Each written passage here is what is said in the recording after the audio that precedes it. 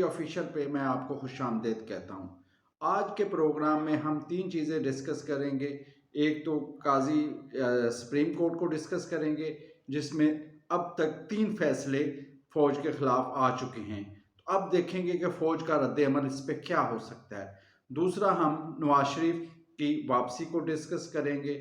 تیسرا چھوٹی سی خبر ہے کہ پرویز الہی کو جو ہے وہ دوبارہ لاہور اینٹی کرپشن یونٹ کے حوالے کر دیا گیا ہے، تو دیکھیں اس کے بارے میں کیا ہوتا ہے۔ وہ یعنی کہ اس کی خبر صرف اتنی ہے کہ پرویز الہی صاحب کو، جن پہ کافی زیادہ کیسز ہیں، کبھی ایک جیل میں کبھی 2 جیل میں، ان کو عدالتوں سے رہائی ملنے کی بھی کوشش ہوئی ہے لیکن کامیاب نہیں سے ہو سکے، تو ابھی وہ دوبارہ اینٹی کرپشن لاہور کے حوالے ہو گئے ہیں، تو ان کے اس بارے میں ادھر تحقیق و تفتیش کی جائے گی۔ پھر نواز شریف ہے۔ نواز شریف جو کہ اس وقت سب سے زیادہ موضوع بحث ہے۔ جس طرح پہلے عمران خان تھا، ہر وقت ٹی وی چینلز پہ، اخبارات پہ، تمام جگہ پہ عمران خان ہوتی تھی، اس طرح اب ہر جگہ پہ نواز شریف ہو رہی ہے۔ نواز شریف کی واپسی ایک یعنی کہ بڑی چیز تھی کہ کوئی لوگ سمجھ رہے تھے کہ وہ نہیں آئیں گے، لیکن وہ آ گئے۔ یعنی کہ جب مریم کے ساتھ بھی یہ آئے تھے تو اس وقت بھی لوگ سمجھ رہے تھے کہ لندن سے کون آئے گا گرفتاری دینے کے لیے، لیکن نواز شریف اس وقت آئے اور انہوں نے اپنی گرفتاری دی۔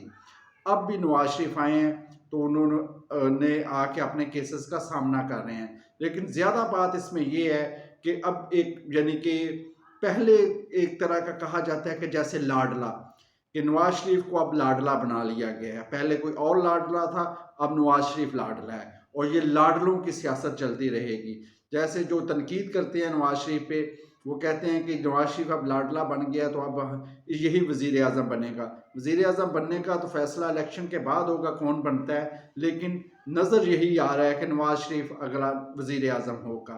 تو اس کے بارے میں بہت سے لوگ پریشان ہیں، جن میں پیپلز پارٹی بھی پریشان ہے، پی ٹی آئی بھی والے بھی پریشان ہیں۔ تو وہ اس بارے میں زیادہ پریشان نہیں کہ نواز شریف کو کیوں لاڈلا بنا لیا آپ نے، انہوں کی پریشانی یہ ہے کہ آپ نے اس کو کیوں لاڈلا بنایا ہے، ہمیں کیوں نہیں لاڈلا بنایا، کہ ہمیں لاڈلا بنائیں۔ اور پاکستان کی سیاست کی، پاکستان کی ہسٹری کی یہ ایک غلط روایت ہے کہ جہاں لوگ سمجھتے ہیں کہ ہم عوام پہ بھروسہ کرنے کے بجائے یا عوام کے ووٹ لینے کے بجائے ہم ایسے حلقوں کے ساتھ اپنی دوستی کر لیں یا ایسے حلقوں کی گڈ بک میں آ جائیں کہ جو کہ ہمیں اقتدار کی سیڑھی پہ پہنچا دیا جائے۔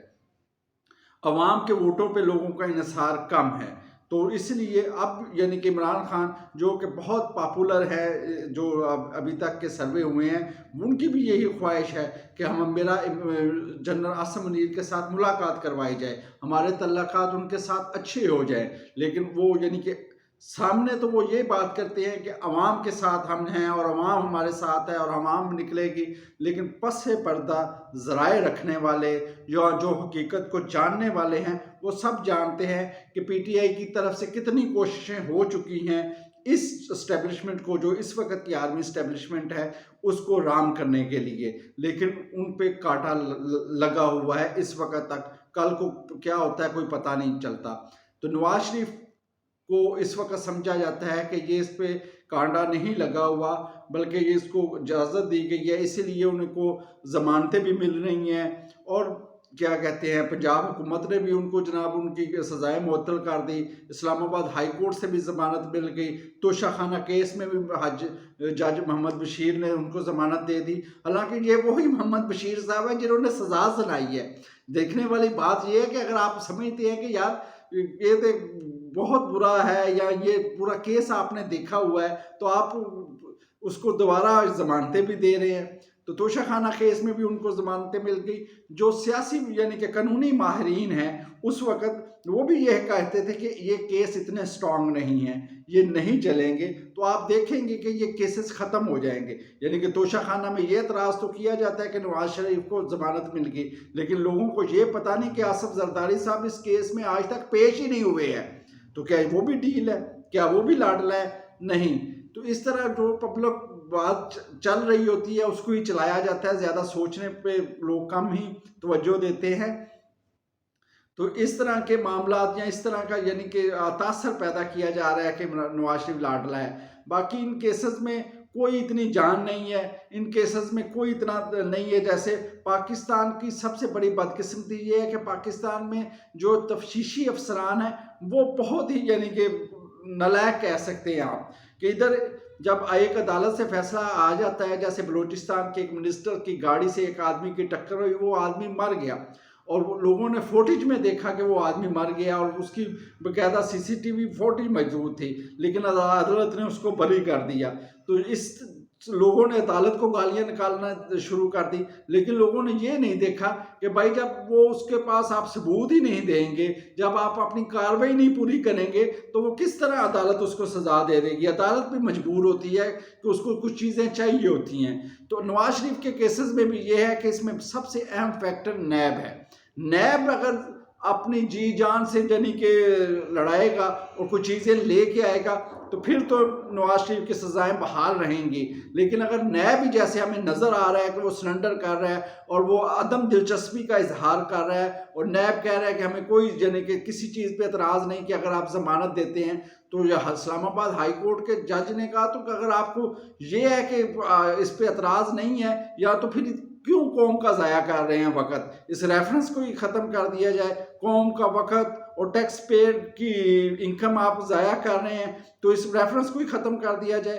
باقی بات تو یہ ہے کہ پاکستان میں یہ یعنی کہ ہاؤس آف کارڈز کھیلا جاتا ہے، صرف ایک بندے کی ایکسٹینشن کے لیے، جیسے وہ کیا کہتے ہیں کہ اوپر سے نیچے کر دیا جاتا ہے حکومت کو، لوگوں کو. ابھی اس سے تو صرف لوگوں کا کیا کہتے ہیں حکومت کا یا اس جج کا وقت ضائع ہو رہا ہے، لیکن پاکستانی عوام نے اس غلط فیصلوں کی کیا قیمت دی ہے کہ اس وقت سے لے کے اب تک پاکستان سٹیبل نہیں ہو سکا، اور یہ انہی غلط فیصلوں کا نتیجہ ہے. عمران خان تو پھر بھی جیل میں بیٹھا اپنی سزا بھگت رہا ہے، لیکن اگر یہ سارے کیسز جھوٹے تھے یا یہ ساری کاروائی غلط تھی اور اپنی سیاسی ول کے لیے کچھ یعنی کہ جو اس وقت کے اسٹیبلشمنٹ کے لوگ تھے وہ یہ کام کر رہے تھے، تو ان کو بھی تو جواب دہ ہونا چاہیے. ان کو کون پوچھے گا کہ آپ آئیں اور اپنا احتساب ان کا کریں، کیونکہ ان کا احتساب تو اب نواز شریف صاحب کی بھی پریارٹی نہیں رہی، اور ان کا احتساب ابھی کسی ادارے کی پریارٹی نہیں ہے.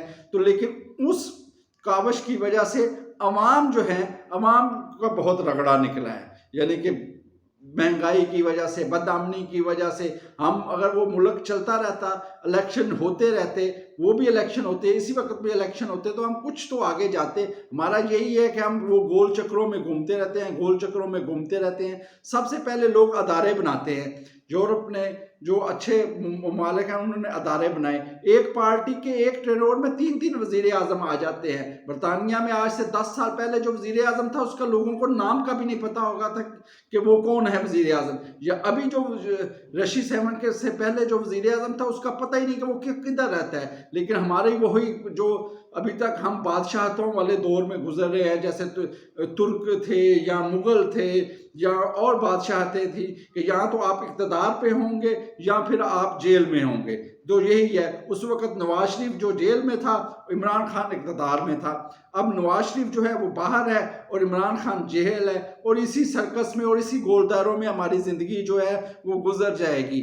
تو یعنی کہ لاڈلے اگر نواز شریف ہے اس وقت، تو اور بھی اس وقت لاڈلے تھے. یعنی کہ عمر چیمہ نے ایک سٹوری کی تھی کہ جو عمران خلیفہ عباسی کی رٹ تھی اس پہ عمران خان اور جہانگیر ترین کے اثاثوں کے بارے میں، اس میں تمام ڈاکومنٹس جو تھے نا وہ نان اٹیسٹڈ تھے، کسی نے اٹیسٹڈ نہیں کیے ہوئے تھے. لیکن ثاقب نثار صاحب نے صرف جہانگیر ترین کو نااہل کیا اور دوسرے کو نااہل اس لیے نہیں کیا کہ یہ بات رپورٹڈ ہے کہ باجوہ صاحب نے کہا کہ اس کو بھی اگر نااہل کر دیا تو ہم وزیر اعظم کس کو بنائیں گے، اور وہ اس طرح کہ وہ فیصلے ہوئے اور وہ بندے نہیں. تو کسی وقت جو لاڈلے بنتے ہیں ان کو بھی سوچنا چاہیے کہ بھائی ہم لاڈلے ہیں تو ہم 2-3 سال ہی لاڈلے ہیں، کیونکہ جو لاڈلا بناتے ہیں ان کا جو ہے وہ بڑی جلدی جو ہے وہ اتر جاتے ہیں دل سے، اور پھر نئی کاوشیں اور نئی سازشیں شروع ہو جاتی ہیں. تو اس لیے لاڈلا بننے والوں کو بھی سوچنا چاہیے کہ بھائی ہم لاڈلا کیوں بن رہے ہیں، ہمیں عوام کی طاقت سے اور عوام کے ووٹ سے آنا چاہیے تاکہ آپ کو بعد میں کوئی نکال لینا. باقی ایک اعتزاز احسن نے ایک بڑی یعنی کہ آئینی پٹیشن بڑی امپورٹنٹ ہے، آئینی پٹیشن کی ہے کہ مسنگ پرسن کے بارے میں، مسنگ پرسن یعنی کہ اس میں جو ابھی یہ سیاسی کارکن مسنگ ہوئے ہیں اور بلوچستان کے مسنگ پرسن ہیں، وہ اعتزاز احسن کی آئینی پٹیشن ہے، ابھی دیکھتے ہیں اس کے بارے میں کیا فیصلہ ہوتا ہے، کون سا بینچ بنتا ہے۔ تو یہ پٹیشن آئی ہے، تو یہ یعنی کہ ابھی تھوڑا سا جب لوگوں کو نظر آ رہا ہے کہ سپریم کورٹ تھوڑی سی یعنی کہ آزادی کے ساتھ سانس لے رہی ہے، بندیال والا فیکٹر ختم ہو گیا ہے، تو بڑی سی ایسی پٹیشن آ رہی ہیں۔ تو اس میں دیکھیں گے کہ اعتزاز احسن صاحب کی یہ پٹیشن کیسے لگتی ہے اور اس پہ بینچ کون سا بنتا ہے اور یہ کیسے چلتی ہے۔ یہ پاکستان کی تاریخ کی جو اہم ترین پٹیشنز ہیں ان میں یہ شامل ہے، کیونکہ پاکستان کے جو درینہ اور جو بہت زیادہ مسئلے ہیں ان میں ایک مسنگ پرسن کا بھی مسئلہ ہے۔ یہ اور بات ہے اعتزاز احسن کو وہ مسنگ پرسن اس وقت یاد آئے ہیں جب پنجاب کے لوگ مس ہوئے ہیں، جب پنجاب کی ایلیٹ کے لوگ مس ہوئے ہیں، جب بلوچستان کے لوگ مس ہو رہے تھے، جب KPK کے لوگ مس ہو رہے تھے، جب سندھ میں لوگ مس ہو رہے تھے، مسنگ پرسن ہو رہے تھے، تو اس وقت اعتزاز احسن صاحب کو خیال نہیں آیا کہ ہم کوئی ایسی پٹیشن، اس وقت تو ان کا چیف جسٹس بھی ان کا شاگرد تھا، لیکن انہوں نے وہ یہ پٹیشن نہیں لگائی اس وقت۔ تو اب یہ پٹیشن لے کے گئے ہیں، تو چلے کسی بہانے تو اس سے لوگوں کو ریلیف ملے گا۔ اور اس میں پھر یہ جو ابھی حالیہ جو مسنگ پرسن ہیں جو سیاسی ہیں، جیسے عمران ریاض ہوا، شیخ رشید ہوا، ان کے بارے میں بھی